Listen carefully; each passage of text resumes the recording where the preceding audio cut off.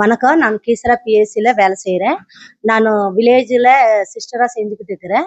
இங்க என்னன்னா, இப்ப HPYCன்னு மோடி நம்மளுக்கு ஒரு இன்ஜெக்ஷன் எடுத்திருந்தாங்க. 14 வருஷத்து குழந்தைங்களுக்கு போட வேணும்னு சொல்லி.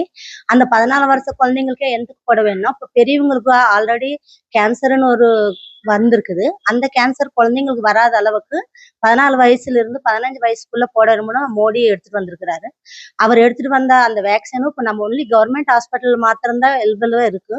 பிரைவேட்ல கூட இருக்குன்னு சொல்றாங்க. அது எவ்வளவு வரைக்கும் நெசமா எங்களுக்கு தெரியாது.